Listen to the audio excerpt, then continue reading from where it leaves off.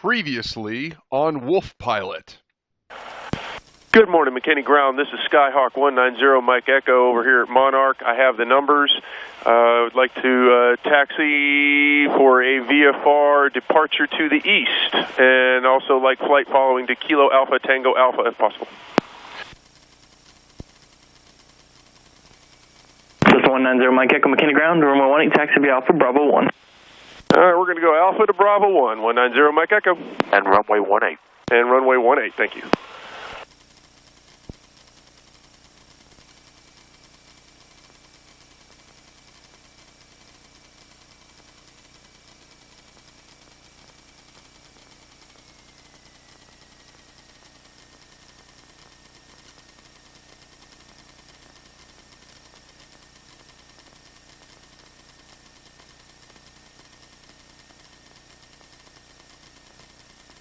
This is 0 Mike Echo Squawk 5134, departure frequency 124.3. 5134. 5134, 190 Mike Echo. McKinney Tower, Skyhawk 190 Mike Echo, holding short 18, ready for takeoff. Skyhawk 190 Mike Echo McKinney Tower, proceed on course, runway 18, clear for takeoff. All right, runway 18, clear for takeoff, 190 Mike Echo.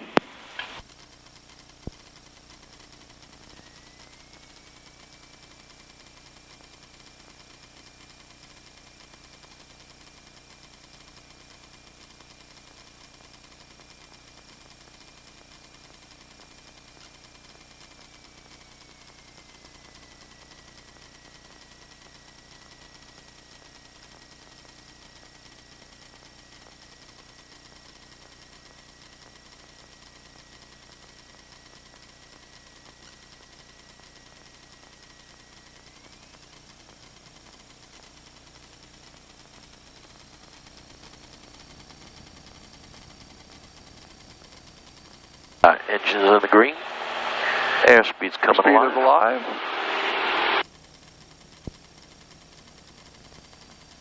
Bit of right rudder. There we go. Push forward. You need some forward trim. Got somebody in the back seat. Might need forward trim. I noticed that it definitely took to the air awful handily. What's going on? Keep it quiet because he's going to call. We're not going to call regional approach to about 1600 MSO. Roger that.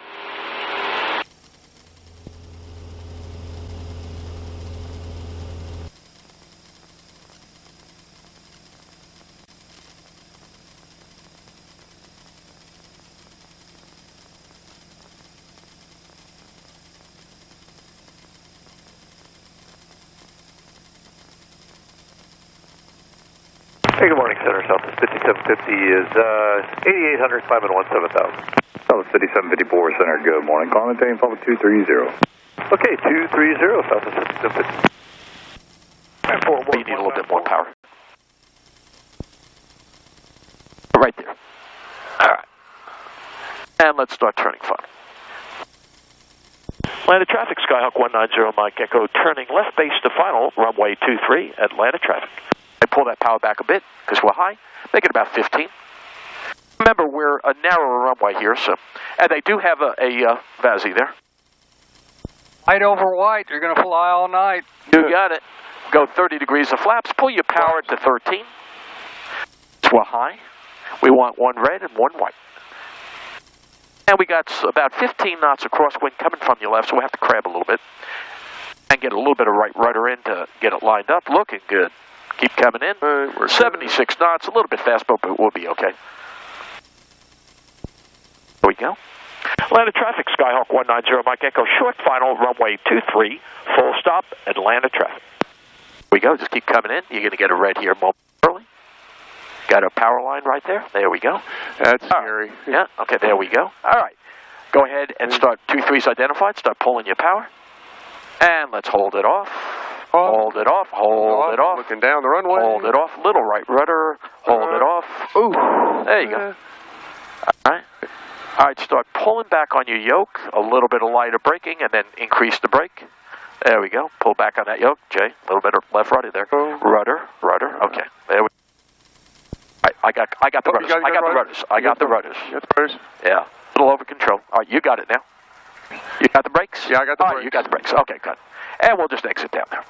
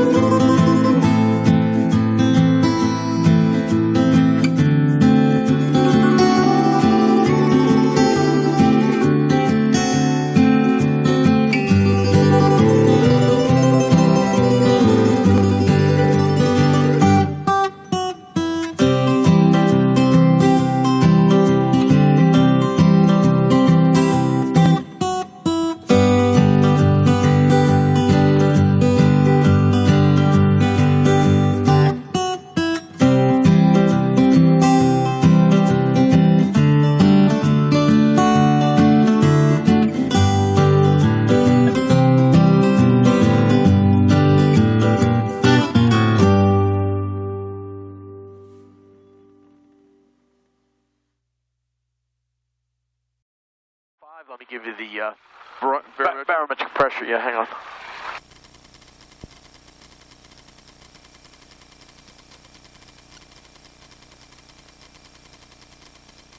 A 30.31 at Texarkana.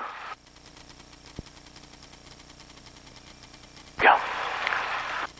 We're at 280. Yeah, bring it. Here about. Yep. There. Okay. Let's see, flash is set, IFR clearance, don't worry about it, transponder, we're squawking 1200, I'm not going to get flight following this time. CDI soft key, we're in GPS, I'll go ahead and do direct to, IK, E, A, I, enter. Very good. All right. We are ready to get taxi clearance, but since we're... Right. You're just going to take Alpha and go down, and we'll take runway 2. We'll just go down to Alpha and give a call that you're taking Alpha down to runway 23. Atlanta traffic, Skyhawk 190 Mike Echo, taking Alpha down to 23. Atlanta traffic.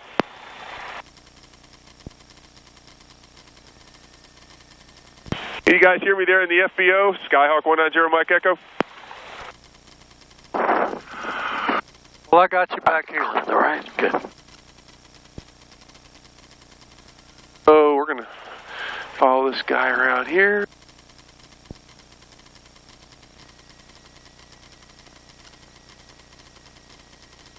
I'll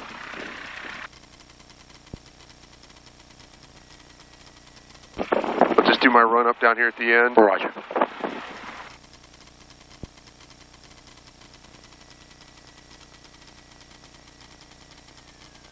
All right, commencing instrument check.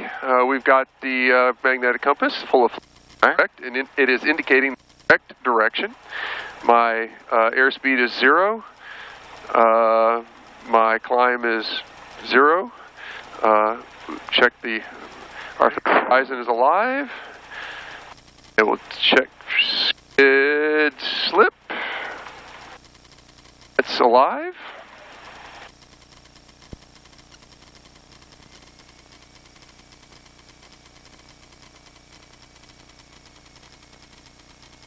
Do you have to set your DG on this G1000? Do not. It's a horizontal situation indicator. We got a magnetometer in the left wing, so DG is set automatically. It's nice. Yeah, real nice. Yeah, any aircraft that has the HSI, either electronic or steam gauge, you have a magnetometer in the wing, so you don't have to worry about it. You don't have reverse sensing on a VOR or a localizer, which is nice. We could do that anyway. Everybody has trouble with reverse sensing. Key on the localizer, the back course. All right, there we go. All right, we'll do our run up here. Now, see, I need to be into the wind. Where the hell's the sock? It's right. We had a crosswind, didn't we? Yeah, we had a direct crosswind before. That's a little bit variable, so don't worry about it. It's cool enough that I'm not too worried about the engine overheating. All right, so after start, 12 around, flaps, track, MFD, check days, touch, clearance we got. Before takeoff, parking brake, I'm on it, passenger seats are upright. Straps, flaps. Right. Seat belts, doors are locked. Flight controls.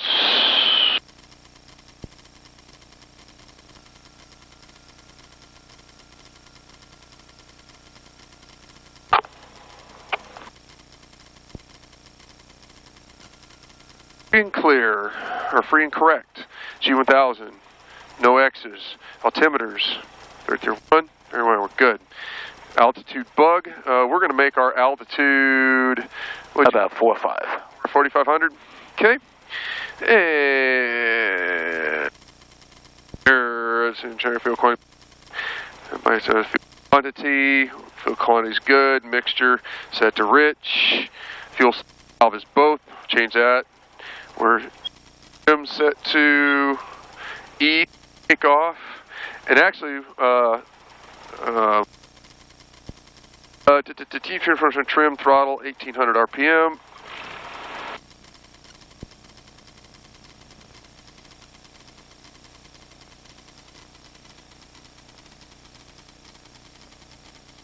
We swing around on the runway. Before we take off, we'll look at the wind suck, see which way the wind correction's required. All right. Commencing magneto check.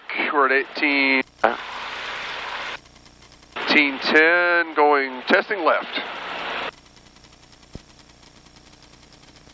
All right, drop a less than 175. Sounds Very good. Recover. Testing right. Drop less than 175, you're good. 40, sounds good. Running smooth. Going to both. Idle, C1000 enunciators, check none. None here. Idle check.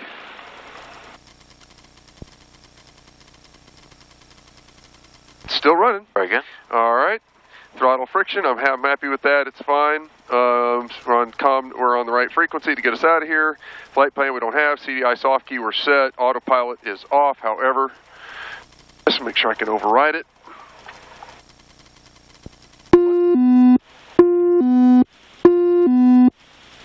All right, get rid of the flight director. Let's see, flap set for we will be doing a flap. Takeoff briefing. Takeoff briefing. Let's see. If you want to skip that, I'm fine with that. We've decided that we're taking off. I'm not. Actually, I can tell you exactly. I think it's a 3,300 foot runway. 38. Let's see here. 3,800 by 60 foot wide. So yeah, we'll skip that because we did that. All right. Parking brake, takeoff clearance will obtain. Right. So basically what I'm going to do is I'm going to say Atlanta traffic, Skyhawk 190 Mike Echo holding short 23, ready for takeoff. Taking active runway. Right, 23. Taking active runway 23. That's after I look. Right. I don't see. Don't tell them you're holding short because you won't. Just tell them you're taking active runway 23. Atlanta traffic, Skyhawk 190 Mike Echo taking active runway 23 for VFR departure to the west. Atlanta traffic. There we go. All right. When we swing around, we'll look at the wind suck then. It's camera action. Camera and action. I still can't see it. I know it's down there on the left, but I can't see it. Is it down there, or is that on the right there? Back. Put some. I don't quite see it myself.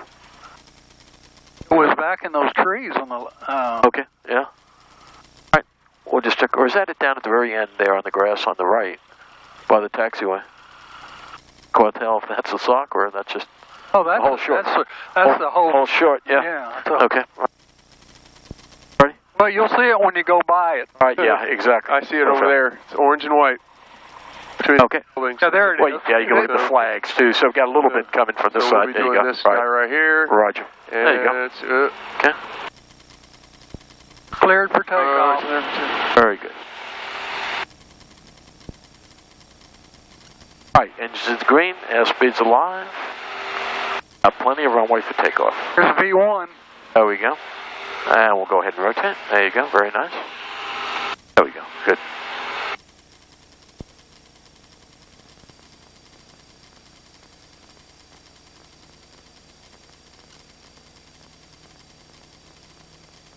About 800 feet, we'll start making your turn to the left. We'll head west.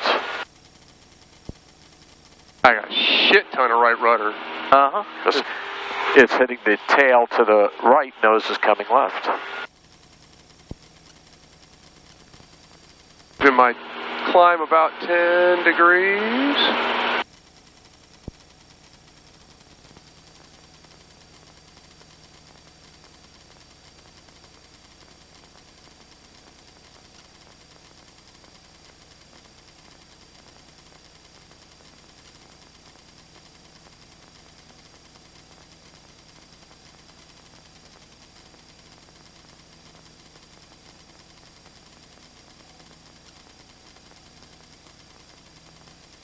We're going to head basically due west, about 270.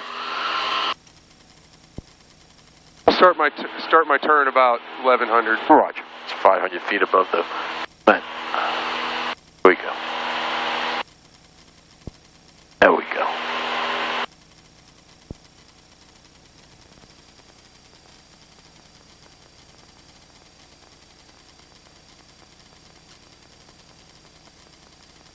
Very good.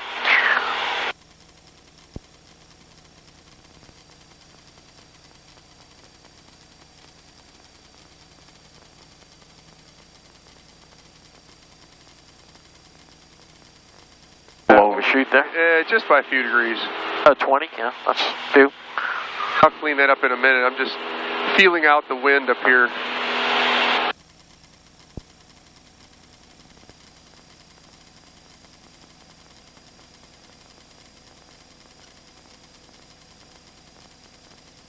You're climbing out at about 90 knots. You want to get that nose up.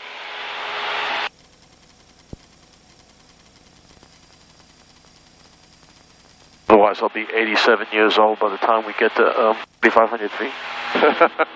I didn't know you were that old.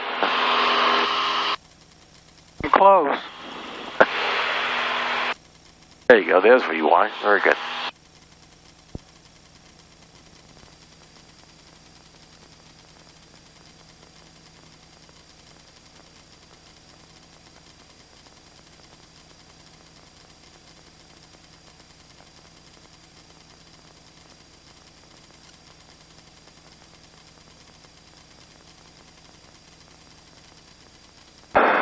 Should I say something, let people know I'm departing? Yeah, you're probably, a good, you're probably about 3 miles off the runway now, so heading westbound due west. Skyhawk Atlanta traffic, Skyhawk 190 Mike Echo, leaving the airspace, heading due west. We're 3 miles out, Atlanta traffic. Bye-bye. It's always a good idea to let them know what altitude you're climbing to in case other aircraft are coming in, so not to tell now, but just a good idea to do. Skyhawk 190 Mike Echo. Good to visit with you. Have a good flight. Hey, thank you very much, Atlanta Ground. We appreciate the hospitality. Very good. All right, looking good. Skyhawk 190 Mike Echo. Luling traffic jumpers away. Parachutes Luling.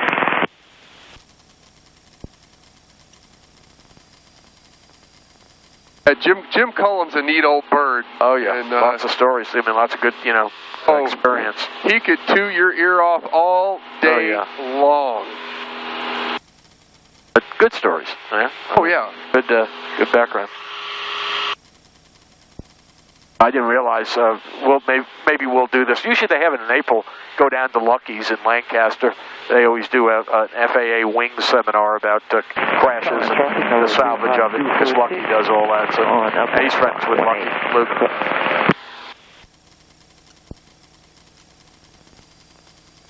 Lucky LaRue. Yeah, I got it. You ever meet him? Oh, yeah. Oh, yeah. Character. Yeah, usually once a year he hosts, an open house with the FAA for the wing safety program. So, they get about 20 people in there or so.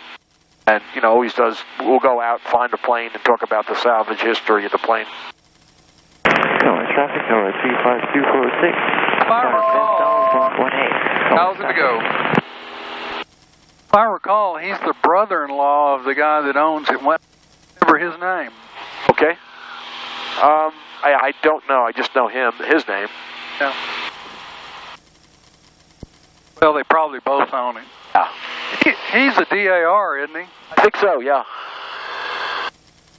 He's got the part of the empennage, mainly the vertical stabilizer, I think, of Ricky Nelson's DC-3. When they went down. What was that? Wasn't that a APU or something? Oh, it actually, yeah, you're right. It was the heater.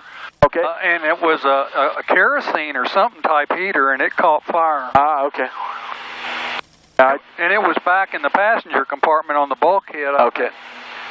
Yeah, I was going to say, that was one of my favorite shows when I was a kid, Ozzie and Harriet with little Ricky.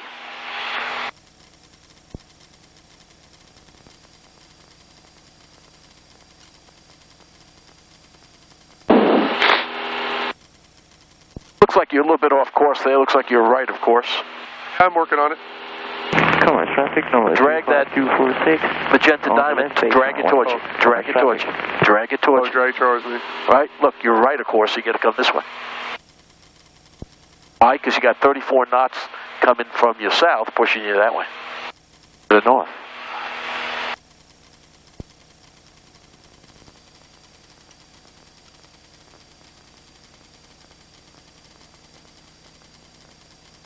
Just make that little white airplane line up with that pink line on the left. There we go.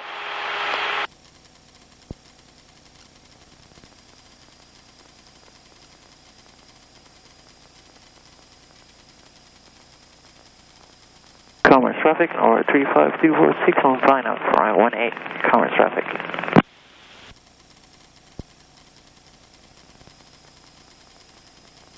After you look at that for a while, it looks like a real instrument. Yeah, it really does.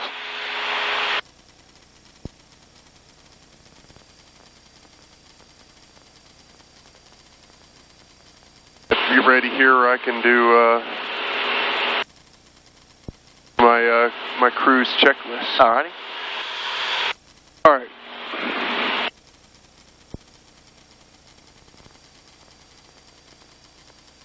All right, my power, I'm at 2400, doing about 101 knots. I'm going to call that set, trimmed, mixture, go through that process. Go to engine, lean, and go down here. We're currently at 9.8 gallons an hour. I'm going to pull out a little bit, give me a head start, extra turns. They have an assist button here where you could actually get it to 50 degrees richer peak. So here's your 4 cylinders, here's your EGT, here's your cylinder head temperature, and you'll get a blue bar over the hottest. Does this keep? This tends to lean it out way more than I like, but just keep going. Keep coming to your left. I'm at 8? Right, I'm going to show you. Oh, okay. You're going to run it lean a peak? All right, yeah. See, you feel that coming down now, right? It really leans it out a lot. We're not even at max yet here. There's the blue bar. See it? That's your hottest cylinder there. And we're about 11, 12. Yeah. I'm going to come back here. I recommend about 50 degrees richer peak. But I think it's too much. It brings it down to about 6.5. I usually like it up a little bit higher, so. You'll feel your RPMs come back, Jay. See that? Hey, I'm feeling them. I'm hearing them, too. Yeah. We'll leave it about right there. So, Jay, you either cool your engine with fuel or you cool it with air. That's right. One of the two. That's correct. All right. You mean your cylinders? You can go to your other tank if you wanted to. All right, we're going to switch over to the right tank. Right. Tighten that one up a little bit. I don't know if you noticed, but the 182 had two of the fuel vents. One on the left, one on the right. I did notice that, as a matter of fact. I'll tell you what. We're a little bit slow here because back to that 2450. Actually leaned out. Yeah.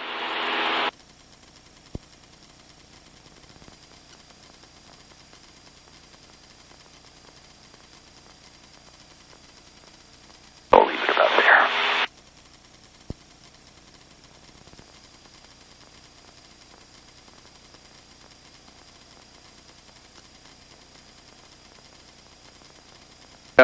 The Goodson family, those are just, Jerry's one of my old assistant section managers. Okay.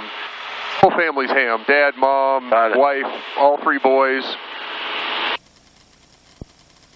As you can tell, I'm Kyle Wayne's favorite. Sounds like they have pretty good repeater system there.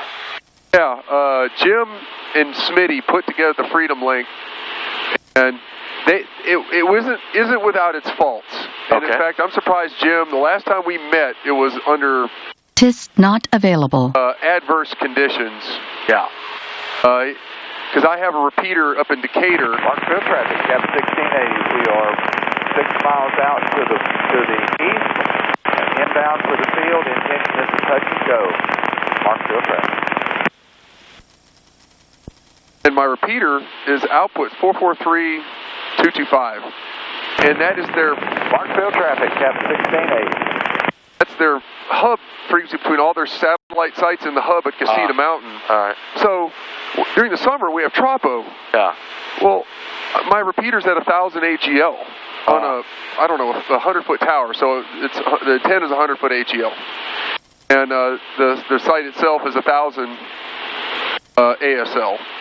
Anyway, so I used to link with not the Armadillos, but the NCTC, the friendly Dillo network. Cap 1680 is a Skylane at 1,700 descending, 5 miles just east. We'll be entering a left downwind for runway 22, Marksville. Combo Strata 35246 on the upwind for 18 Beta pattern, Combo Strata.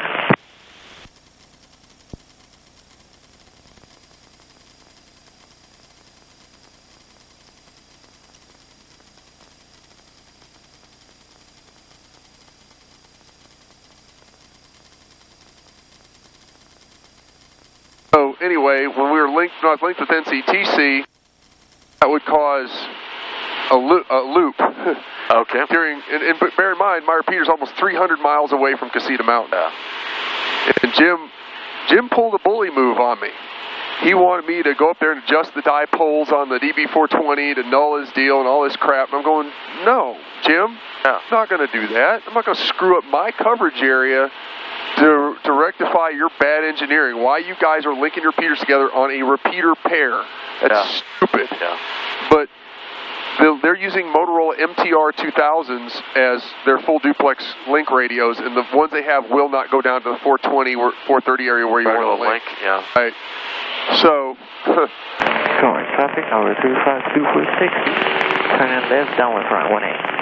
Coming. So he told me last time we saw each other was up at Paris. And, if you don't fix it, I'm just done with you. Well, you can kiss my ass, Jim. I'm not going to let you bully me.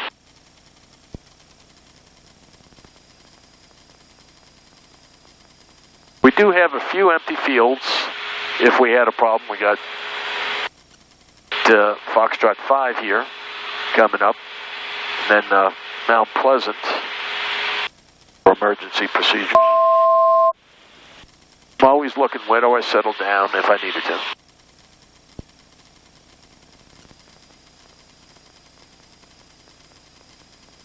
So does the CDI tell us how much right of track we are? Right here, cross track error 2.29 miles.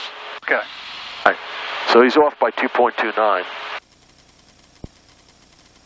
That drag the diamond towards you.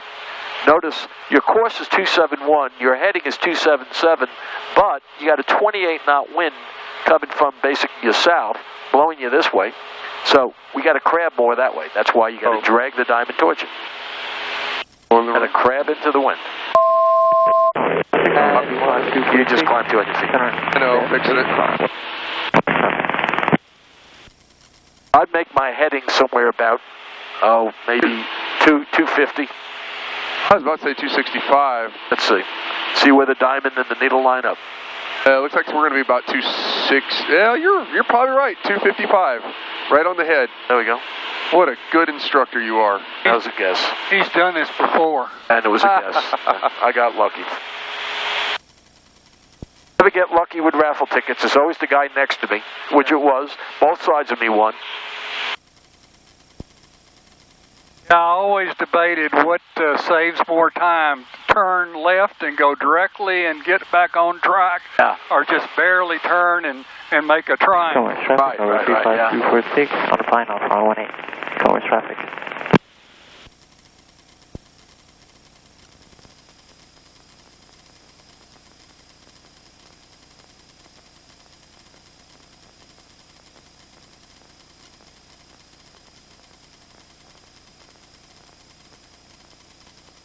I think this morning was a great example of sometimes airports are hard to see, particularly if you've never been there before, you don't know the surrounding area. So I do what we did this morning, which is let's just fly right over it. It's set up for a teardrop entry. And Oregon traffic, 780 turning left downwind runway 17. Aerobatic. Now before we had all this modern Charlie Delta is 3 miles to the southwest, the northbound, transition northbound west side of the airport. You use your map in your lap and you use your stopwatch and all of a sudden your stopwatch goes down to 0 and you're going to say, I'm supposed to see that airport directly in front of me, but I don't see anything. So you got to be patient. Winds will be different, right? Well, sometimes they appear in front of you and sometimes they're to the right of you. Right. Oh, there it is. Well, good example is when we were getting vectored to Redbird, right? Remember, we looked up, there it is. It snuck up on me. Like, boom, oh, there's a runway. Well, after you're flying a lot, somehow you can see them further out than when you first start. You start to know what to look for, yeah. It's like when you get your ham radio license, all of a sudden you start noticing antennas on people's cars. Exactly. Hey, that's a 900. Hey, that's VHF.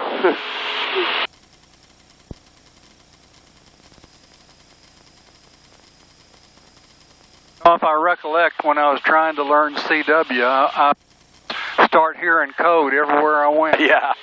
Yeah, I was able to pass 5 words a minute, which you back when, this was 1975, I think. You needed it for the technician, but never did anything with it. No, I never got any good at it. I think 3 is about the best I got. Never excited me, you know. Just like helicopters do nothing for me. I have no interest.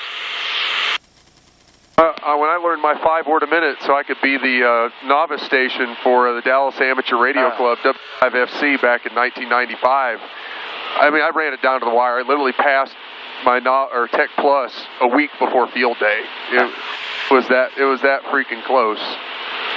And I've used it a couple of times. Most notably, there was down in Antarctica, there was a PY4 something station they were running down there, D-Expedition. And I had the big contest station set up in Flower Mound, FT1000D, big amplifier, antennas, all the shit. And I ended up working those guys down there on CW on 2 different bands, but I was using a keyer. They were running split because they're DX. but I used a rig blaster as my key. Yeah, right. But I had to be able to figure out where they were. Right. So I could tune for, I was using the rig blaster to do some decoding, but I could figure out by tuning the knob, figured out where the DX was transmitting, and then I matched that up to, okay, he just worked W9PL or something. So where the hell is W9PL? Then I found W9PL, and so I knew where the DX was listening. Boom, because he was running split, and that's when the CW really paid off. Admittedly, I suck. I mean, I have a KTKI, a twin paddle. Yeah. It's probably got dust and cobwebs. I haven't used it ever.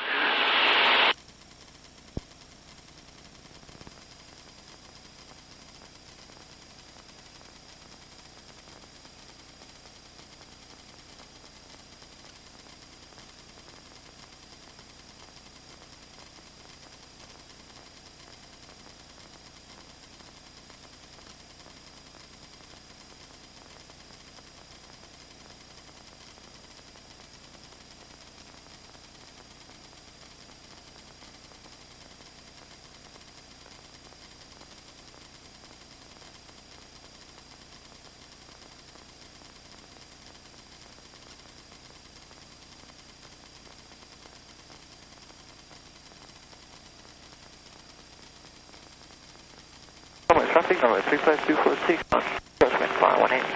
Number traffic.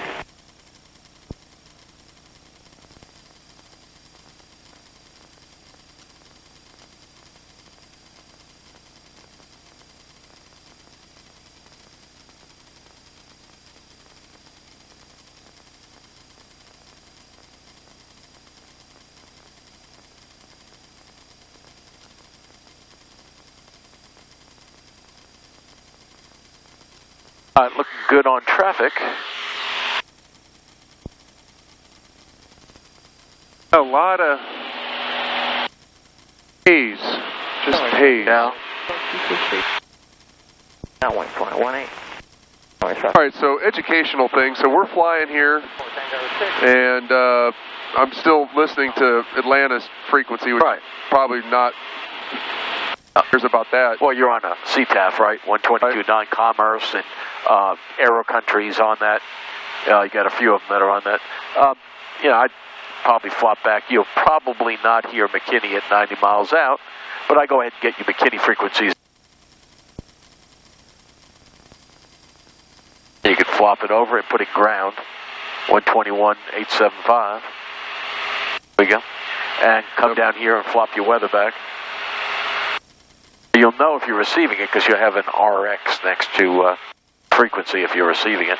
Come back and push your comm to go back up there. Will that 1000 tell us what center's frequency are? Yeah, over here, I'll look. So like over here, like where we were, well, we got a direct to, it was 123.975, I think, the center. We can listen to the center.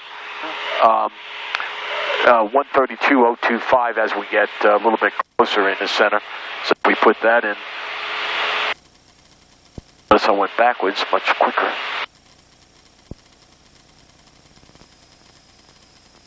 We probably won't get center there, but we'll hold it there. We'll listen to center for a little when we get close enough. But yeah, so there is a database for frequencies. If you have a direct to, which we did in McKinney, you go once to the right, and here's all the airport information. Right. Gives me a runway diagram, tells me the field elevation, latitude, longitude, what the runways are, the distance, length, and width, whether they're hard surface or soft, the pilot control lighting frequency, and then all your ASOS and ground clearance tower, Unicom, departure approach. What updates it? Every 28 days, I take the SD card, stick it in the computer, and download it from Garmin. Okay, you got to physically do it. Got to physically do it, yeah.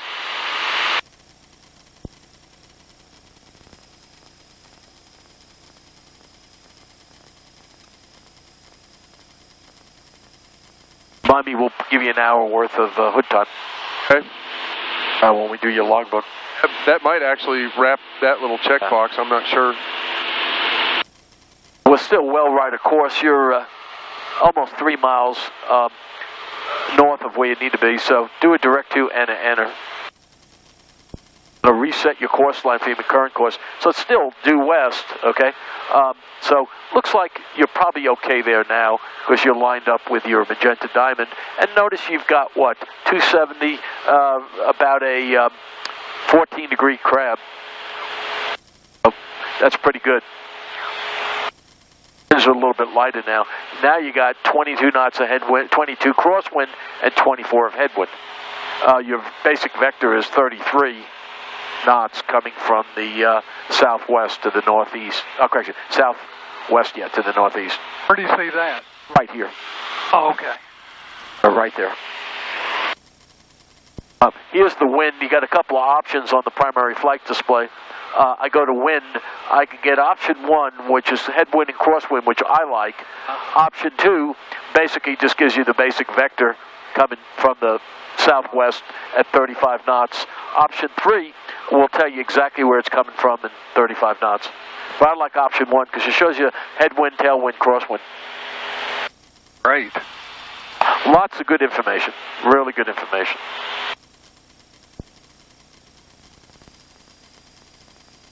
In case it all craps out, I'm flying with 4-flight. So I've got my sectionals, I've got everything I need right here at my fingertips if the whole dash goes dark.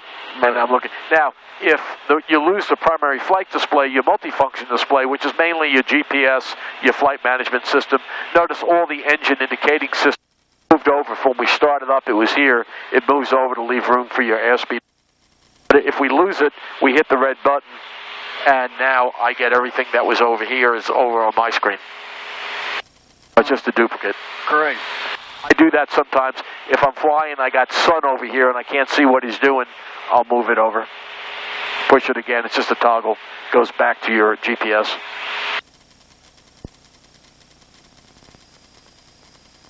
Amazing what $30,000 will do. Oh, hell yeah. Well, this whole system's about $120,000. Wow. $120,000 for this. Gosh. Buy stock in Garmin. Yeah. This is Mount Pleasant. Okay. Right just to the left of the road. The runway? There. What am I looking at? Runway. Oh, there it is. By the wing spar. Yeah. Yep, there it is.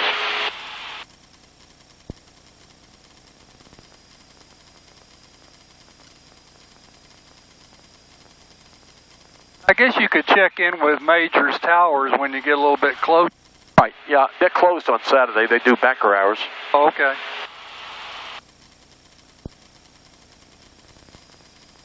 Does their airspace change? It's Delta. Delta airspace. About 4-mile radius.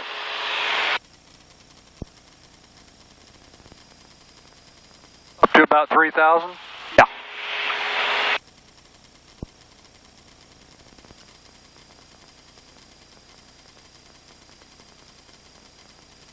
There you go. Winds are a little bit lighter, so you don't have to crab as much.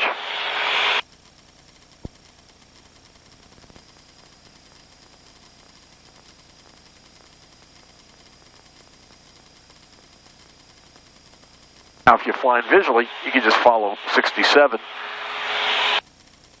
But this road here, I'll take you where we need to go. That's 67. No, actually, Highway 30, I meant. That's Highway 30. Yep.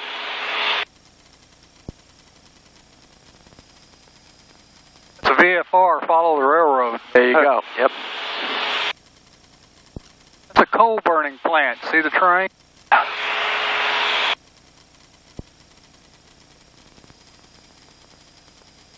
Over on the port side. Yeah, I saw that.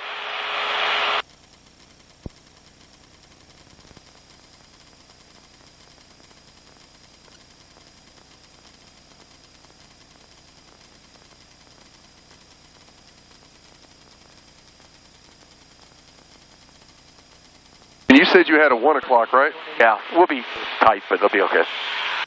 I'll text him. It's a check ride prep. He's got his check ride on Thursday, which will probably rain. It's an instrument check ride. We're going to go shoot some approaches.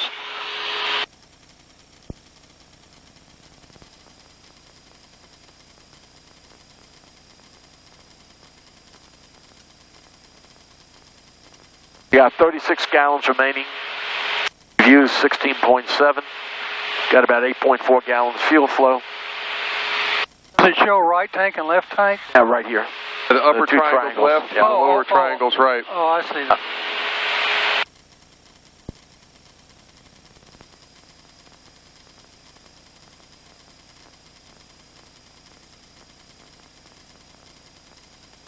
I was telling Jay, Garmin is acting for Gary Burrell and Min Chow. Oh, is that right? And they're the two guys that started the company. Oh, interesting. Back in around 86 or something like that. Yeah. They're up in Olathe, Kansas. Bet I didn't have stock in them back then, huh? Surprisingly, it wasn't a very good stock. Oh, is that right? Yeah, I never followed it, so...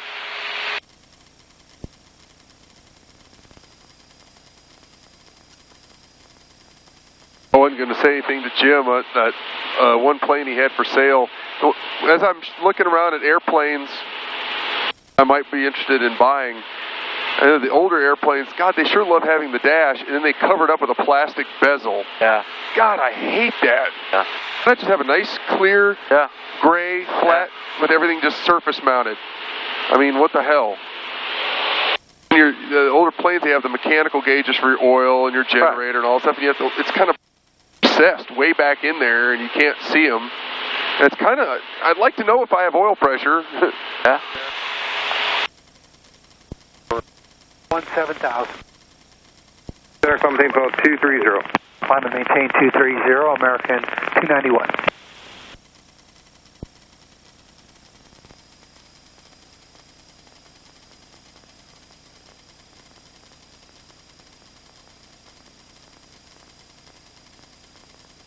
In case we have any sort of engine difficulties, we have a nice, beautiful road down there with both telephone poles. A lot of nice empty fields. American 2188, contact forward center 126.57, good day. 2657, American 2188, thanks. Oh, and I think in an engine out, I would prefer the road. It's nice, solid concrete. All until the 17-year-old kid in his 2016 Camaro doing 120 down the road slams into you. Well, in my mind, I have it. The thought is, if I'm coming down for an emergency landing, and people see me coming down, getting lower and lower to the road, unless they're stupid millennials. Well, yeah, they are stupid. That's the problem. Oh my God, this guy's doing an emergency landing. They'll slow down and stop and block the road. At least long enough for me to get off to the side and get out and grab the plane's tail and turn it. They won't do that. Hey, what's your glide distance now? See, I am at engine out, glide distance. Engine out, glide distance. At let me see here. I think I'll have to have the chart up here. About 1.5 per thousand, thereabouts. I mean, in this plane, it's about 11 to 1, 12 to 1 glide ratio. So I would say at 4,000 feet, you probably glide about 6 miles. 6 miles? I was going to say 10, but no, wouldn't glide that far. Do you have a emergency button on your G1000 that tells you where the closest airports are? Right here, got nearest. The heading to fly and everything? Yeah, right here. Yeah. Frequency, heading. Hey. So it's got an airport right there. You would make it. Fox 53. Yep, right there. All right. So that's where we would go. Fox 53, and it's right there. 5.2 miles. 295 on your heading. 123.0 on your CTAF.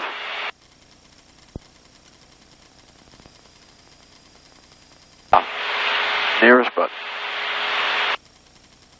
As I fly along, I often look at the nearest, just I know what's around.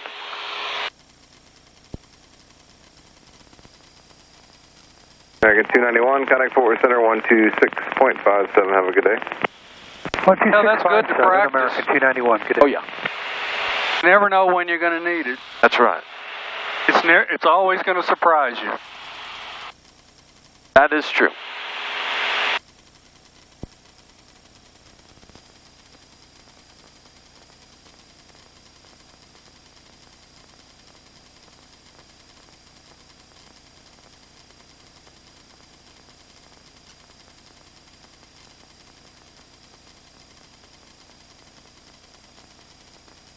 Y'all, thanks for the ride. It was it's nice. Oh, it was a great day to fly. Well, weather's been great here. It's the last, well, really this past week, 10 days or so. It's been pretty crummy. I've missed a lot of flights over the last 2 weeks, mainly because of weather. Either ceilings or rain or winds or all the above. Well, I've got a son that's a little bit younger than Jay by a couple of years. Center 126.57. And, you know, I wanted him to learn to solo before he was 16 or at 16. And we just did too much summer flying and, you know, got hot and miserable. Oh, gosh, yeah, I know it all too well. So, unfortunately, soloed at 16th birthday and never got in a plane. Never got in again, yeah. I mean, it's like anything else in life. You got to kind of have a passion for it. I mean, we got a passion for ham radio. And if you don't have a passion, you just got to let it go. Yeah, so I learned if you want to get somebody interested in it, do a day like today. Right, exactly. Do a nice day. That's why I tell Discovery flights, they come in, they get disappointed. Well, there's no clouds. Why can't we fly? Well, the thermals are really bad. It's going to be extremely bumpy. You really want to go up on a nice, calm day, give them a good experience.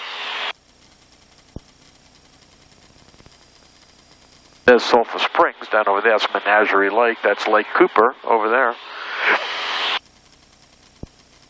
Highway 30 goes just south of Sulphur Springs. And there's Lake Lavon up over there, all the way out.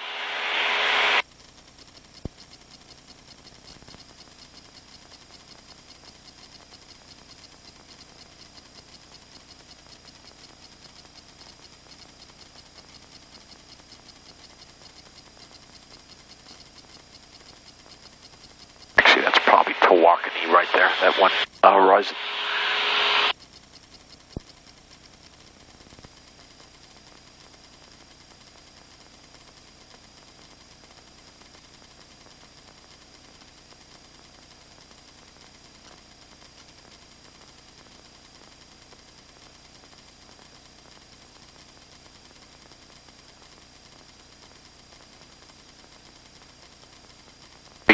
Text Tomo and let them know that we may be a few minutes late.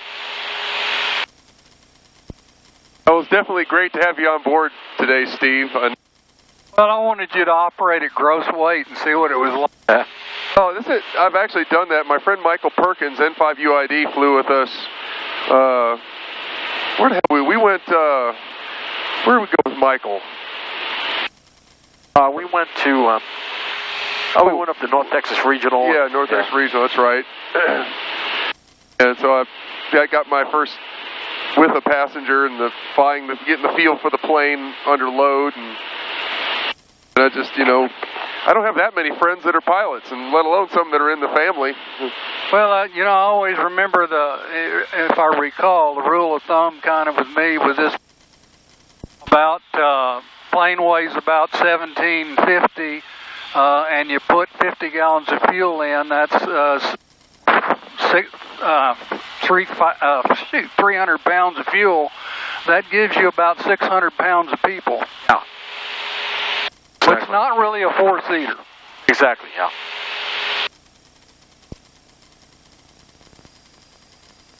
I have the 175 has the same tanks. Oh, is that right? That's got 52 gallons. It's 175. Is that a tail dragger? No. It's a tricycle. It's a 172 D airframe. Ah, got it. And has the same horsepower as this too. 175 horsepower. Okay. It's got a constant speed prop. It'll climb a little bit better. Okay. Other than that, all it's about the same. Thanks. 230 Southwest 2677. Very good. Airplanes are like people. As they get older, they get fatter and heavier. Yeah, exactly. Very true. Say your call sign again? It is going to be 606 uniform. It is a TechNam 22010 Tango Whiskey Echo November. 06 uniform squawk 2231. 2231 for 606 uniform.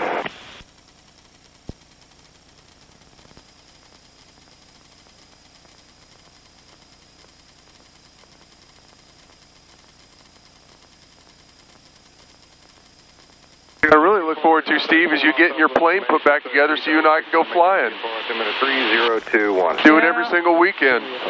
Well, today tells me I'm really rusty. Southwest 2677, connect. Oh, we get back to school, get one of Jeff's cards, and you have a great resource to come and get checked out or do whatever you need to do. It's not too terribly. It's a hell of a lot more convenient than Addison, because if you go to Addison, you'll fart around forever trying to get off the ground. That's true. And McKinney's, we didn't fart around. We taxied and we were gone. And that's one of the benefits. The other benefit is you don't have if you go down and you're checked out, you don't have to worry about somebody from American Flyers T-boning you or crashing into you mid-air.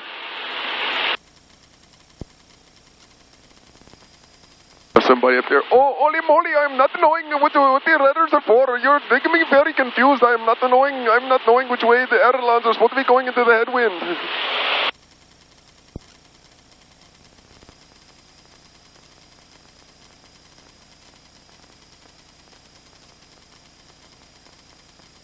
Yeah, the first thing that caught my eye is that I have the same exact wing and the same exact fuel tanks, and I only have one drain. Yeah. You know, the story I heard with that, we got 5 sumps under each wing. The 172 Romeos that I used to fly at American Flyers, they had 1 sump in each wing, and you had a strainer, by your fuel, by your oil dipstick. We got 5 under each wing. We got 3 under the nose, 13 sumps in this plane. And the story I heard, I think there's probably some truth to it. They had... a plane went down with basically a bunch of water in the tanks. The guy went out, it was a single sump. I don't know what model it was, Cessna, but apparently a lot of it was closer to the root than where the sump was in the middle of the wing. So they were killed, and the family sued and basically said the way Cessna had designed it, you weren't having a good sampling of the entire tank to find out where all the water was. And so they ended up changing to 5 sumps per tank. Well, usually if you have a bladder in there, it kind of makes sense because the bladder wrinkles and... Yeah, but this is just aluminum, right? So, yeah. Yeah, these are just, they're baffled, but they're just aluminum. Right. Oh, what you say is kind of correct. You always, and you probably did this too, like the 150s or 152s, you go rock the wing. Exactly, yep, exactly right. But, the reason I tend to believe the story was such a litigation-type society, right? Everybody sues about everything. I can kind of believe that. Oh, I've heard that story. Okay. I think I agree with you. I think it's true. So that's Tawakoni over there. Good afternoon, Fort Worth Center, Sears 31 Quebec. Now, my airframe has like 6 gallons of unusable fuel. Right, we're 3. Theoretically. We're 3 gallons of unusable. But it does get recirculated, but the problem is it doesn't drain from the tank, so it'll never get up here to the fuel selector valve for the engine fuel pump to suck it into the engine. If on this one, if the fuel pump crashes, it'll gravity feed, won't it? The tank's always gravity feed, right? But if the fuel pump crashes, we've got an auxiliary fuel pump, which is what we use to prime. That's what Jay used to prime when we started. So if all of a sudden your fuel flow goes to 0, your emergency procedure is get your standby fuel pump on. What if they both go? Good question. I don't think the tanks will gravity feed. They will gravity feed coming down to the fuel selector valve, but it's not going to be sucked into the engine. Majors altimeter 3021. 3021, Shift. I think if they both crash, basically you're going to have fuel starvation. You're setting it down in the field somewhere. I'd push up the throttle a bit.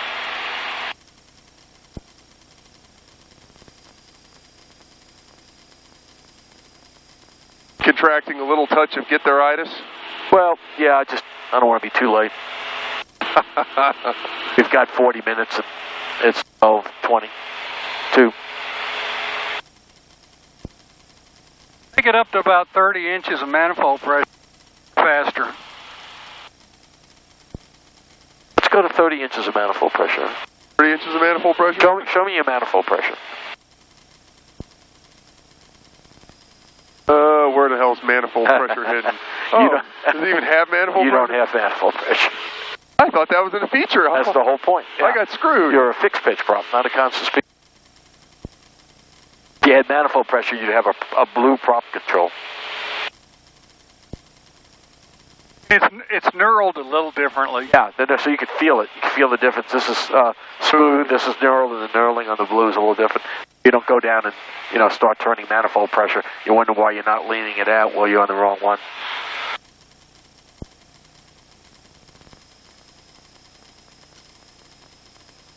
Oh, we're going right over the top of sulfur. Basically, we're 2 inches of RPM, correction, 200 RPM. 200 RPM will give you a change of around 10 knots of airspeed. In the Cessna 182, 2 inches of manifold pressure will give you a change of around 10 knots of airspeed.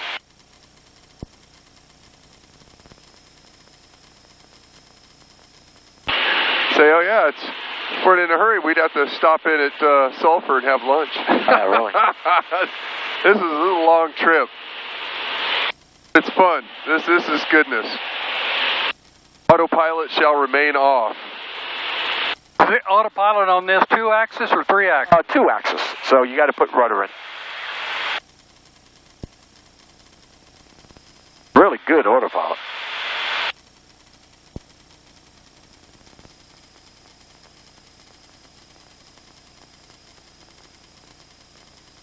Southwest 4760. For autopilot, usually what I do, Steve, is I'll go ahead and make sure I bug my heading. In case we get the heading mode, it's proper heading. So there's my heading bug right there. So the bezels are both the same on the primary flight display, the multifunction flight display. So usually what I'll do is I'll go to heading mode. Heading mode comes up just in roll pitch mode. Autopilot's not on yet. I'll go to altitude hold. So it's going to hold 4410 feet. Yeah, we're a little bit low.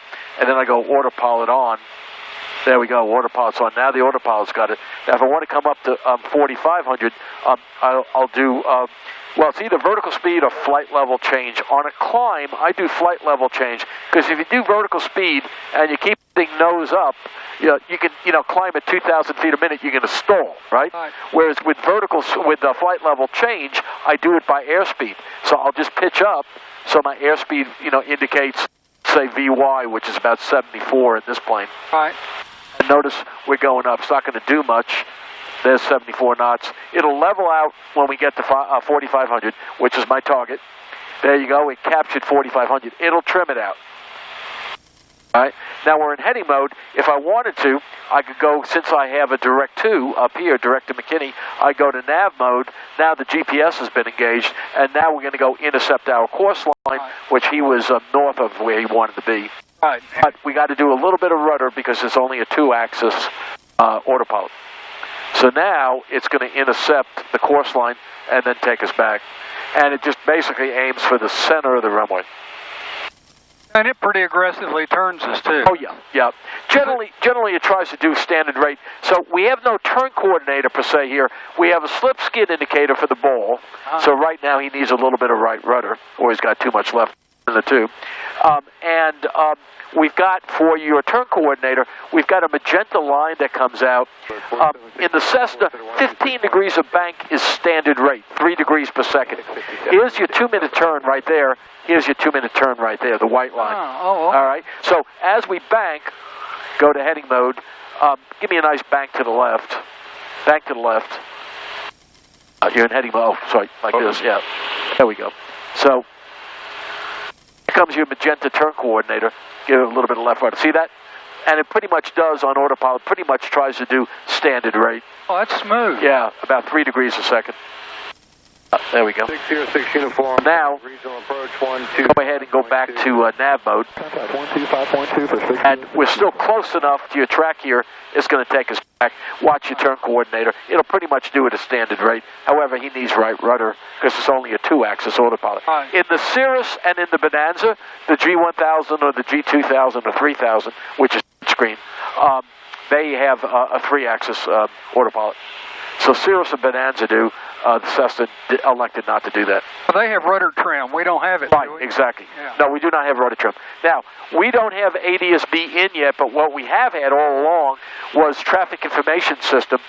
Good for 7 miles around the plane, 7.5. That's good. Good for 3,500 feet up, 3,000 below. So he's 1,000 feet below us, heading southwest. Right there. Good. Okay. And I'm on the 5-mile range ring, so he's just 5 miles out. I could change the range. So if I zoom into 20 miles, it looks like he's right on top of us. Right. But he's not. Here's your Class Bravo for Dallas. Right. I'll zoom out again. So here's 5 miles. So he's just about 5 miles. He's now climbing. Can you tell it climb me at 400 foot per minute? I'm trying to remember now if we can. Let me think about it for a sec. Is there a constant rate climb? I know you can feel for it. Right. You can see, see right. what it's doing. What we could do is pitch up so we're getting 400 feet a minute and just hold it there. Hold it. I don't think there is, but let me think about that for a sec. We have the quick reference guide right behind the back seat. Hang on for a sec. Just ask Alexa. Right, right, exactly. I don't think so. And that autopilot will climb you into a stall, huh? If you use vertical speed, yeah. If you use vertical speed, it will climb you into a stall.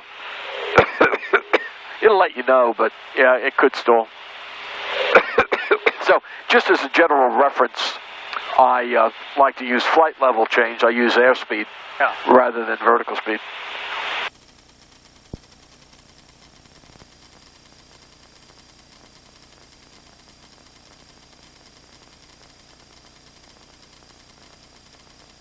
Let's go back to both tanks. Selector to both. Roger. And do that. So he's basically, our altitude is 100 feet below us. He's about 5 miles out.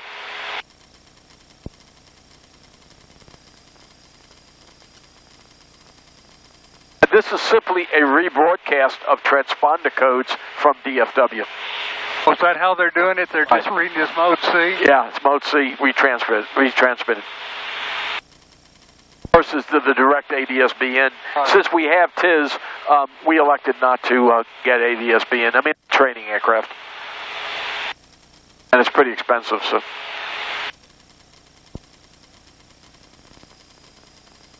For us, going to ADS-B basically was just a firmware and software update.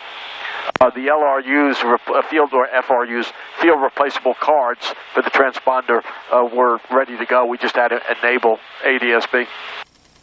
I'm sure it was, literally, I'm sure it was $3,000 for the little SIM card we stuck in there. Huh. Oh, don't you love it? There's nothing inexpensive about this gig. There's Greenville right there.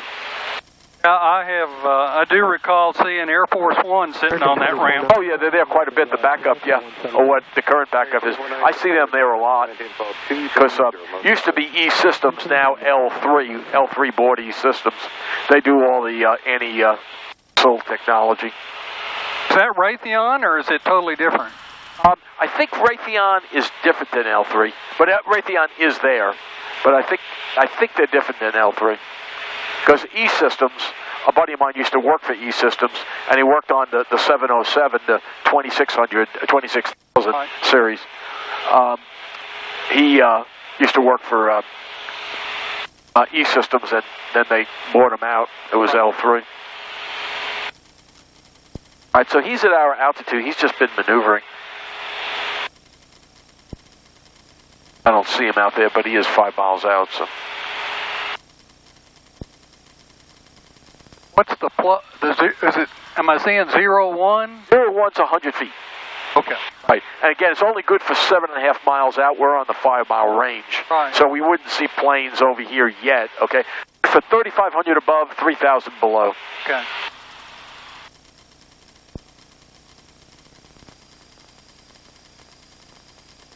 I was showing Jay, here's Commerce, 2 Fox 7.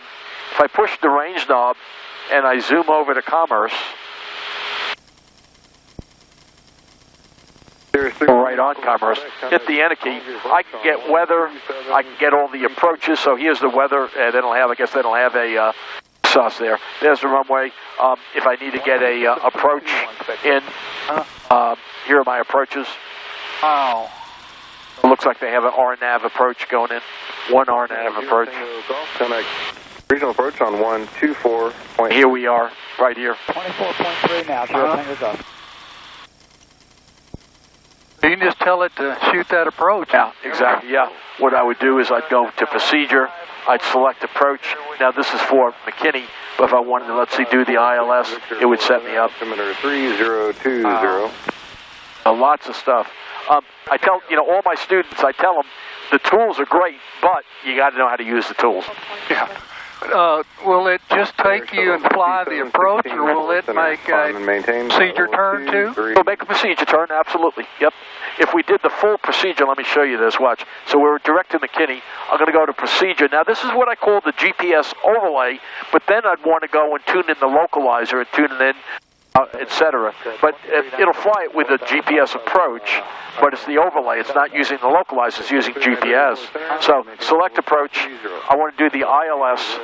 I want to do the full procedure, so we go into JPIC, which is the initial approach fix, basically just 4.5 miles north on 75, Highway 75. Used to be called Melissa, VOY. Used to be an NDB there until about a year ago when they got rid of the NDB, so they had to have a new fix. Minimums are 780. Okay. Put my minimums in. And let's say activate. What activate will do is take me to the initial approach fix, and you'll see the direct to here. So I'm going to say activate. There we go. Yeah, not approved for GPS. Yeah, I know that. All right, so here's the approach. Okay, here's the procedure turn. Now, let me zoom out a bit here. All right. We go direct to JPIC. Here's JPIC. We go out for 1 minute. We do a procedure turn, back inbound. Then if we have to go missed, we basically climb to 1500, left-hand turn to a heading of 360, climbing to 2500, and we hold at bridge right here. And here's your hold, and it'll tell you whether it's direct teardrop or parallel. Will it fly the mist automatically, or do you have to push a button? Well, you have to push a button. Basically what you do is on a GPS approach, you get down to the runway, you get down to minimums, okay, and you don't see it. There is on a GPS approach, there's an activate missed approach. On the ILS, pretty much you can hit the go around button right here. It'll pitch you up 7.5 degrees and give you a direct to the missed approach hold point. Wow. Okay, so it would give us a direct to. Now in this case, the real miss, okay, the way we really want to do this is, if we looked at the actual approach, it's an ILS. What's the mist? It's the 042 degree radial from Maverick TTT coming off of DFW. So here's a 042. Bridge is 41.5 DME from Maverick. So we turn to 360 like this. We intercept the 042 degree radial. We go out, DME is right here. Here's your DME. Yeah. Go out to 41.5. In this case, I'd probably do, it's a classic parallel. I'd go out for about 2 minutes, come in, make a 225 degree turn, go to bridge, and you hold right-hand turn. It's a standard right-hand turn. So on an ILS, it's not so much automatic. On a GPS, yeah, it'll take you right there. Wow. So if I let me get rid of this approach, and I'll show you the GPS approach. So I'm going to go up here. I'm going to go to menu, and I'm going to go ahead and delete the flight plan. All right, now I'm going to go to procedure, select approach. We have direct to McKinney, so it knows we want to go to McKinney. And I'm going to do the GPS approach in this case for, let's say, 18. And we're going to go to Carla, the initial approach fix, and it's 790 on the minimums, which is about 200 feet above the runway. Activate. Here we go, and here it is. It would take us direct to Carla, and then we go to Velke, and then we go inbound. Now, notice if I scroll down, right here, here's the missed approach point, which is south of the airport, down close to the Mesquite. And if I go to menu, I'd be able to, well, it's not showing it because we're not in the approach yet. It would say activate missed approach. Oh. All right, so let's do this. Let's go direct to J and put in KTKI, if you would. Little knob once to the right. Okay, that's what the approach looks like here. It basically draws it all out for you. 015, Tango. There we go. Now, we're in roll pitch mode, so go to GP, go to nav mode. There we go, GPS, it should turn us. Well, actually, we're on a good heading for it. Thank you, Yankee. We're on the mist. We've got 9 takers there in sight. We'll follow behind. Let's get the weather, Jay. We'll see if the weather looks like Roger, there's additional 10. Sky condition clear. Temperature 13 Celsius. Dew point 04 Celsius. That's green. Altimeter 3018. 3018.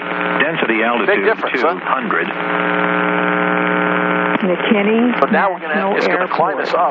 Automated to weather get back to 4,500 feet automatically. 1753. We change the altimeter. See if the wind's Wind 170 at 15. 22. Oh, 22. Visibility good. 10. Put us right down the runway. But it's gusty. Sky condition clear. 170. 13 Celsius.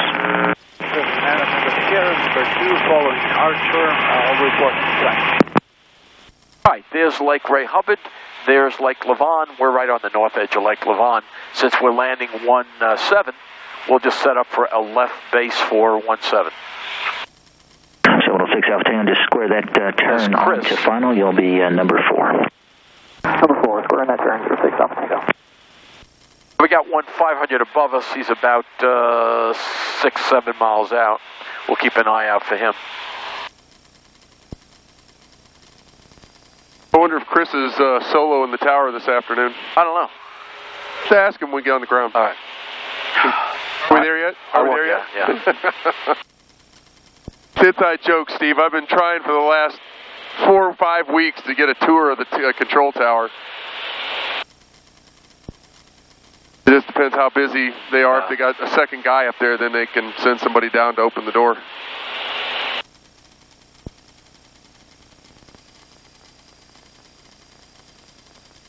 They've got an 8,000-foot runway, which is just about minimal for the 747 for Air Force One. Yes, sir, turn base.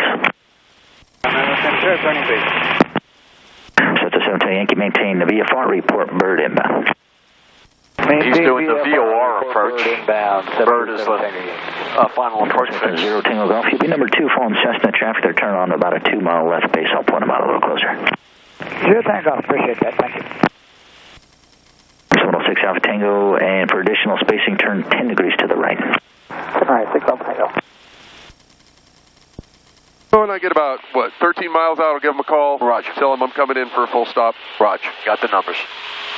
And don't forget, got the numbers. I've got the Cessna traffic, turning final. Cessna 0 Tango Golf, Roger, follow that Cessna. And at this airport, Steve, they request you say you had the numbers rather than the weather. Well, I was always told maintain VFR report at Cody inbound. use the alphanumeric term for it. Well, yeah, but we don't have an ATIS here. We will. They're going to put one in. Supposed to have been over the summer, but they haven't done it yet. We have an ASOS, Automated Surface Observing System. Right. So when you call in, there's no letter, okay? It just says, the time. So you basically say you got the numbers. Okay. You got the numbers, meaning numbers both weather and runway number. Right. So, yeah, it used to be we just go to Addison and... Right, and you got Charlie or you got Echo. I got Charlie at Addison, yeah. Exactly. Yeah. That's a ATIS, Automated Terminal Information Service, where the controller actually records it. The advantage of that is they can give you information.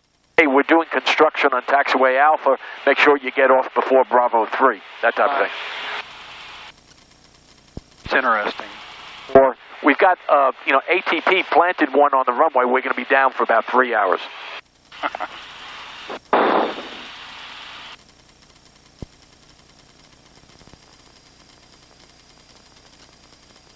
Seems like the rule used to be unless there was more than $25,000 worth of damage or a person was hurt, it was an incident rather than an accident. That's correct.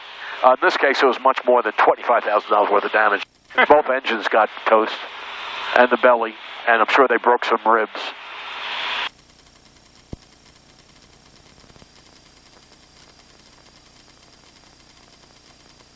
Going right off our nose, actually a little bit to the right, 1,000 feet below us. And he's probably getting so close. He's about a mile and a half out, so he's going to be over here. We'll see him go right by us.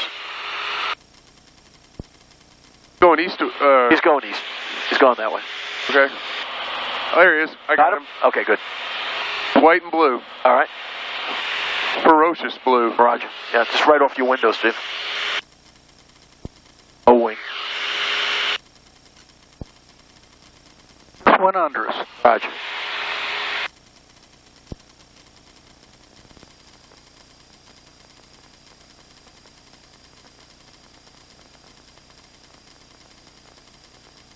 Of course, Jay, we're at 4,500.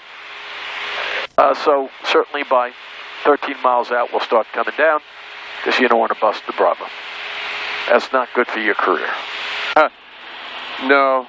If you bust the Bravo, you know what to say. My flight instructor, Stephen Kuyama. Stephen Kuyama. I got to remember that name. Stephen Kuyama.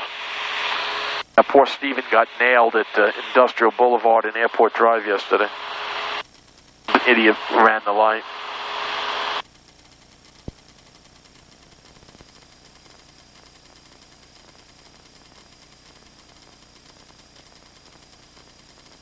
There's Greenville.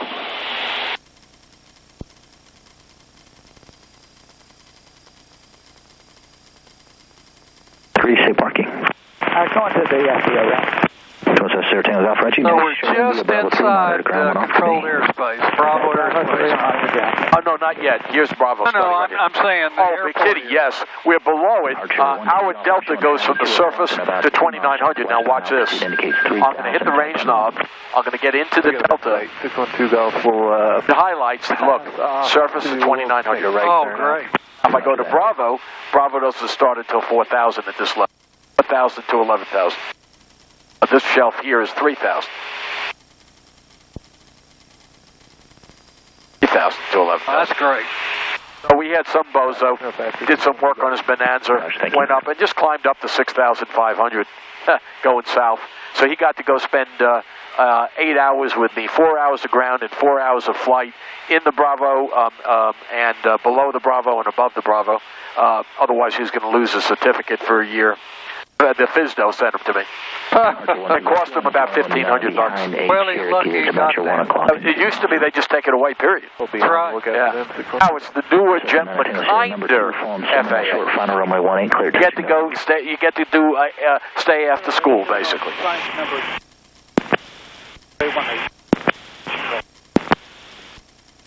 You like Bart Simpson have to write, I will not enter Bravo airspace. Right, 100 times on the chalkboard. Got that traffic insight will follow. Well, I got a friend of mine up in Lubbock that owns Neil Air Tractor Service. Okay. Well, he's passed away now, but had a friend that had a problem with a generator or an alternator, and so he jumped in I think a 172 or something and flew it over to him. The FAA guy was there on the ground and asked Larry, let just for the heck of it, let me ramp check you and let me see your certificate. Yeah. And Larry says, I left my wallet back on the desk. Just called me and I just jumped in the plane and came down here. It was only a 15-minute flight. Right turn there, Bravo 2 on my and the FAA guy says to Larry, he says, well, that's okay. I'll just check it when I get back. I'll drop by the office when I get back. Yeah. And Larry didn't think anything of it, went and got in the airplane and took off. All right. Well, he got that letter, you're grounded. And he called him up and the guy says, Larry, you didn't have to go get in that airplane. That's right. I mean, he was a CFII and he took all of his certificates away from commercial. Everything. Wow. And he had to fly. He had to take all the tests, all the flight tests. Oh, gosh. In every airplane. Oh, gosh. Yeah, that's a bad mistake. They just made an example of it. Right. Just because somebody wasn't asked. Yeah. It's because you were flying without a piece of paper. Oh, man, that's stupid. At least you're driving your car and you get pulled over, you tell the officer name, date of birth, driver's license number, they can run you. Yeah. And they can even pull up your picture. Okay, you're valid Class C. Nowadays, even have your insurance is a database. They can look at that. I don't know why they ask if you're carrying it. That's stupid. I mean, that's why people have an app on their phone, the Geico app. They can pull up their insurance card on their phone. But most officers can look that up. No, not the FAA. That would be... There's a grass strip right off our right wing. Oh, yeah? Might blow us. Yep, there it is.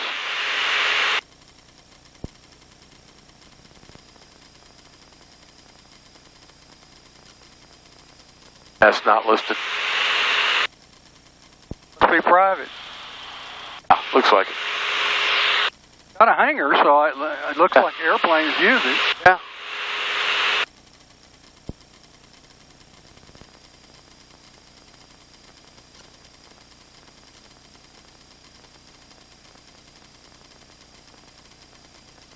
There's a strip around here called Taylor, or used to be Taylor.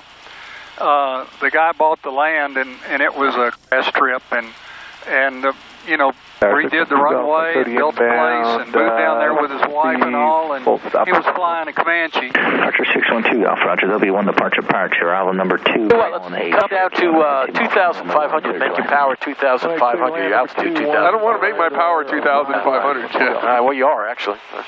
So let's see, I want my altitude 1,500. And actually, if I lower that, shouldn't I be able to do a nose down? Vertical speed. Vertical speed. Nose down, 500 feet a minute. Full power. Roger. And make your mixture full rich. And actually, Steve, we could, if I went vertical speed, I could pick whatever time rate I wanted. Right. So, just like we're doing here on the descent.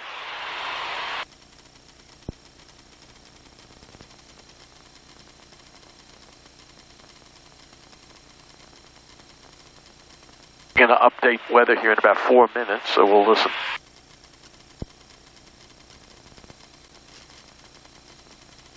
Anyway, this guy had the Comanche, you know, it's got the bladder tanks, and they had water in the wrinkles. He didn't pay attention. Took off and lost the engine right at takeoff. So it's a shame. He left the airport to his wife.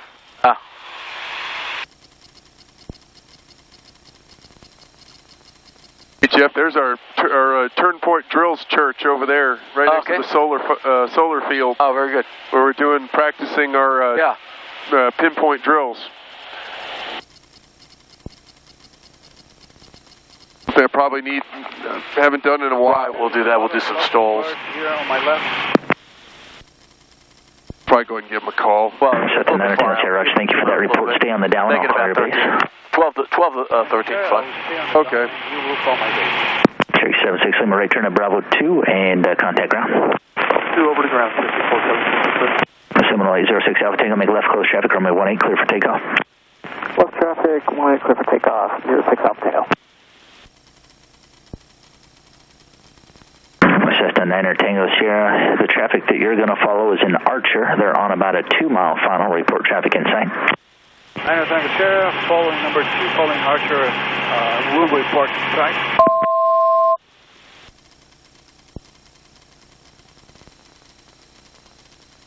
$1,000 to go.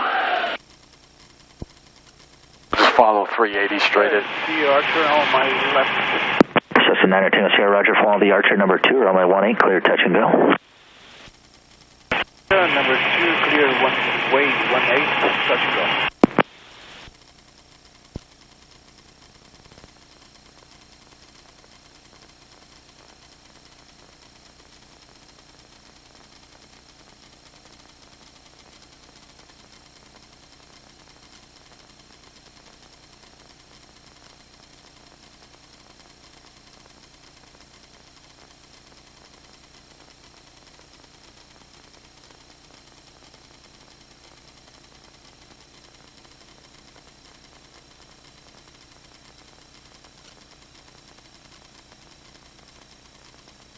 All right, Jay, you keep coming down, looking good.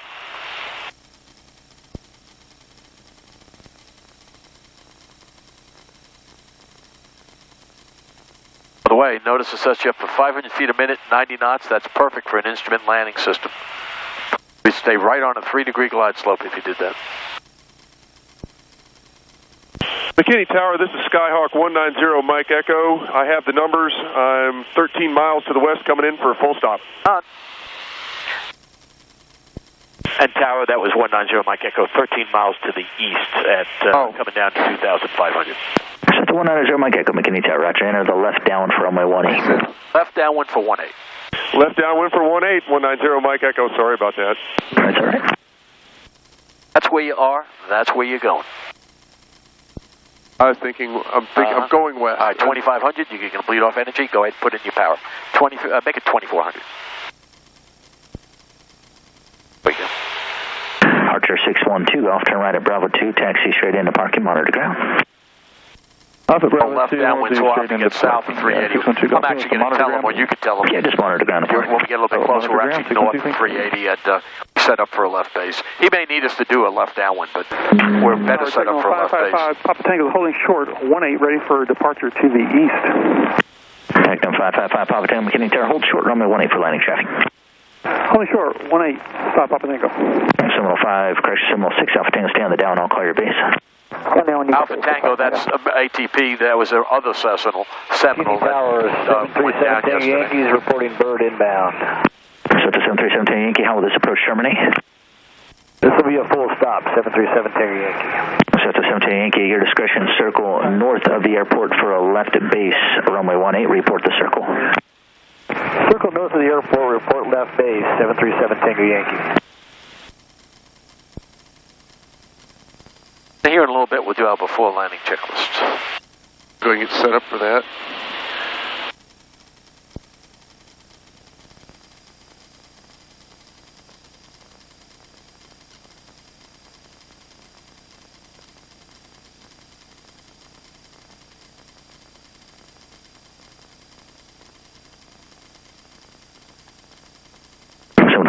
Base turn approved, runway 18, cleared to land, number 2, 1 departure prior to your arrival. Clear base cleared to land, 6 Alpha Tango. There's the blue-green pit over there. Your gravel pit will come in midfield, which is what the GPS is going to do for you, and then we'll turn to the north for the left downwind. Roger that.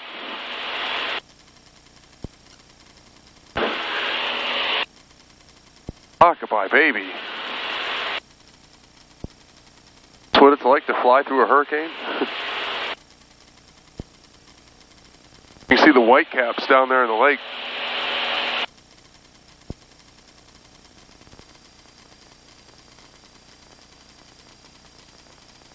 Take no 5, Papa Tango, fly runway heading, runway 18, clear for takeoff. All right, runway heading, clear for takeoff, 18, 5 Papa Tango. Take no 5, Papa Tango, traffic on a 2-mile final as a Seminole. Roger. Mile final, hopefully he puts his gear down. Yep. I'm sure they all had a call on that. Just a 9er Tango Sierra, make a right, close traffic on this pass.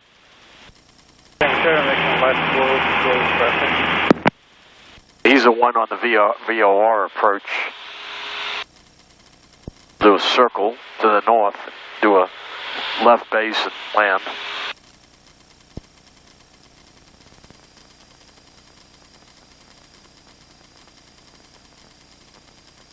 Five miles will start coming down the pattern now. Just a 9er Tango Sierra to stay on the down off call your base. Your bug. I will stay on the downwind.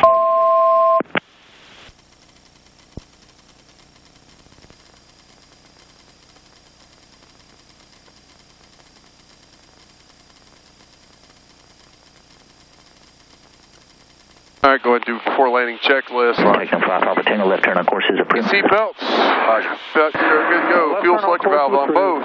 Mixture full rich. Landing lights on. Autopilot. Taking 5 Papa Tango, if you would just remain south of 380 for traffic inbound from the east, just until you get to about 5 miles. Roger, we'll say south of 380, 5 Papa Tango. He may have us do a base, we'll see.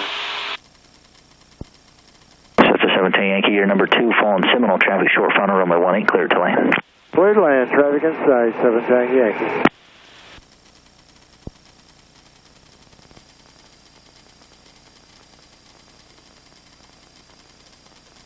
What point I should decide to start coming down? 5 miles. We'll go waterfall it off. There you go.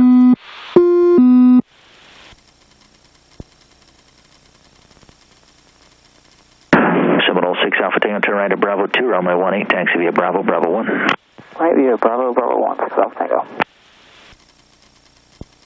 675. You're doing exactly correct. Just aim right for the runway. When we get to the blue-green pit, we'll start doing a lean turn. I'll do a turn there. Before you downwind right. That's a good distance from the runway. It's about a mile. Cessna 0 Mike Echo, you may see traffic about your 10 o'clock to 11 o'clock and about 3 miles eastbound 1,500 climbing is a Techno. Let that one look. All right, we'll look for that traffic. 190 Mike Echo. No pass off your left. Roger. Techno 5 Papa Tango traffic 10 o'clock and about 2.5, 3 miles westbound for the down Cessna 2,100 descending. That'll be no factor. Okay, looking for traffic, 5 Papa Tango. Cessna 9er Tango Sierra, your right base is approved. Runway 18, clear touch and go. Number 2, there'll be one departure prior to arrival in Astrojet, caution, wake turbulence. 9er Tango Sierra, turning right base, number 2, Okay. Roger. I don't know what you got on the site. Well, 190 Mike Echo, we got that traffic. 0 Mike Echo, Rush, thank you. We're coming down to 1600, so we'll start putting the power back in about 22. And let's start turning towards the blue-green pit. Do it. Cessna 7 Tango Yankee, turn right at Bravo 2, taxi in the parking, monitor ground. Bravo 2, taxi in the parking, monitor ground. Thanks for your help. One here. 737 Tango Yankee. No problem. .com 6756, fly runway heading, runway 18, clear for takeoff. Clear for takeoff, runway heading, 186756.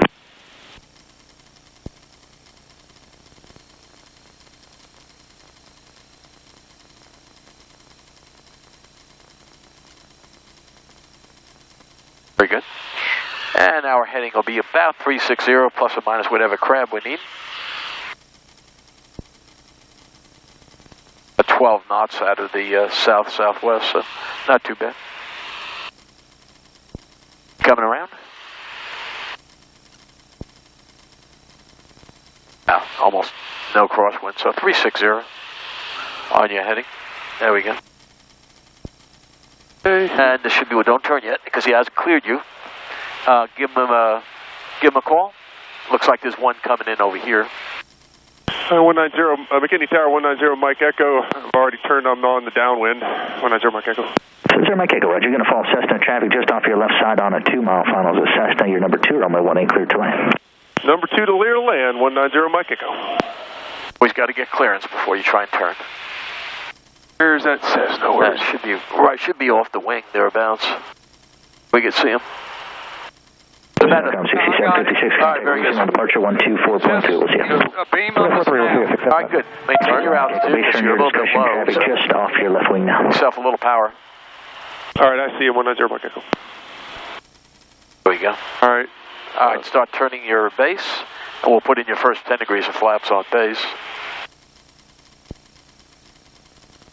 About 3 miles out. We're a little bit low for being 3 miles out. I'll give you a little bit more power and climb up just a bit. Just a little. We'll watch for your runway so we know where to turn final. There we go. Probably be 3 reds if we can see the PAPI properly. All right. Give yourself 10 degrees of flaps. You're below 110. Below 85, put in 20. No, you're not below 85 yet. There you go. Now you are. We go very good. McKinney Tower Archer 953 Golf is 4 miles to the southeast at 3,000. Archer 953 Golf, McKinney Tower, enter the left down for runway 18. You'll be number 3. Number 3, left downwind for 18, Archer 953 Golf.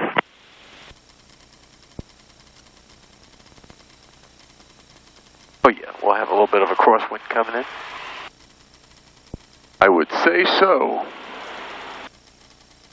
Very good. Looking pretty good, actually. Just get it lined up.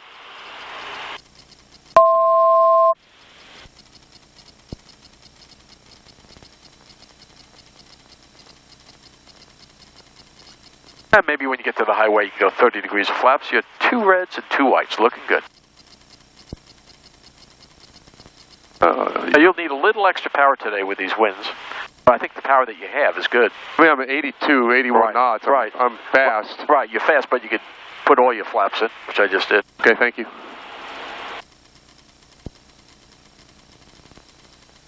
A little bit high, that's fine. Notice your SB is bleeding off now. Good, you lined up. Very good.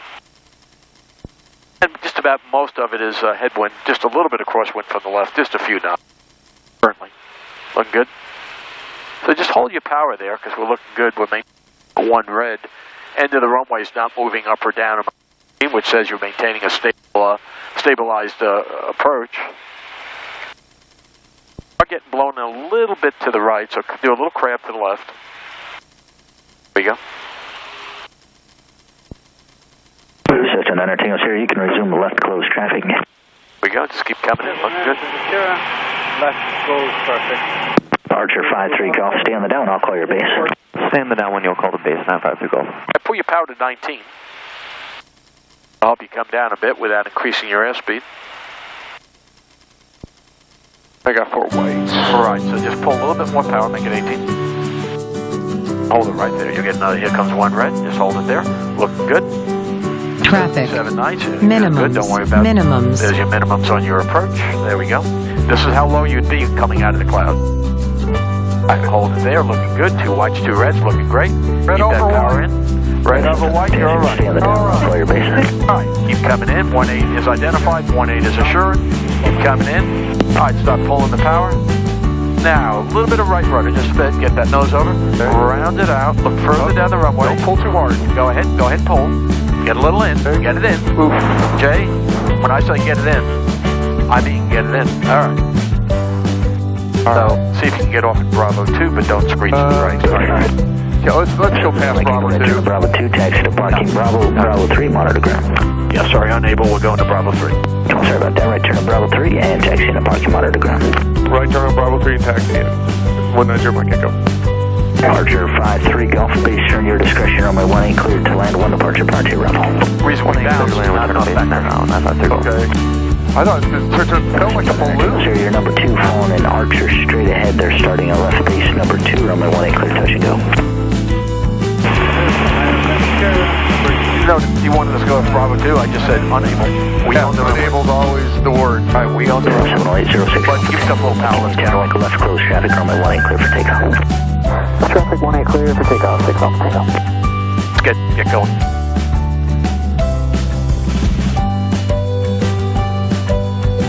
Don't make me be a cowboy, Jeff. I'm not making you be a cowboy, but you got somebody taking off the back of you. We were going a little too slow for what he would have liked. Pretty missed Bravo 2, so we need to expedite. Bottom line. All right. I mean, we weren't going fast. Strobes. All right, flaps up. There you go. Very good. Go straight across. Clear right, clear center, clear left. Good. 106. Very good. Time for lunch. For you, I got to go fly. So you can have a ramen noodle. Actually, that's carbs. You can't have that. I can't have that, right? That was a good breakfast. That filled me up. I was expecting some eggs, but we all like the sausage pancakes. Yeah, that was protein and carbs. Right, there you go. That was good. It was good sausage. I had maybe half a little pancake, but let's put it between the red fire lane lines. Oh, nobody's flying. Well, what's up with that? I don't know. Unless they're just all back and waiting for the 1 o'clocks to come in. Steve, hope you enjoyed. Oh, it was great. I just have to reiterate that I have forgotten a lot. You do. You tend to forget and you get rusty, but you get back into it and it comes back. Well, time kind of passed me by, too. Yeah. Look, Steve, you don't get older, you just get more experienced. There we go. Yeah, my hard drive's about full.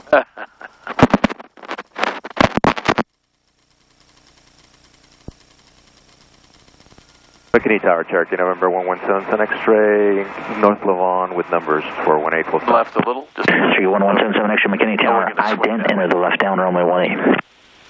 Let's start swing. Downwind, runway 18, towards the X-ray. At McKinney Tower, Twin Cessna 10 Tango Golf, we'll be ready to go at 18 in sequence. Twin Cessna 100 Tango Golf, McKinney Tower, roger. And start turning. Archer 53 Golf, turn right at Bravo 2, taxi into parking, monitor ground. Bravo 2 and a parking monitor ground, Archer 952 Golf.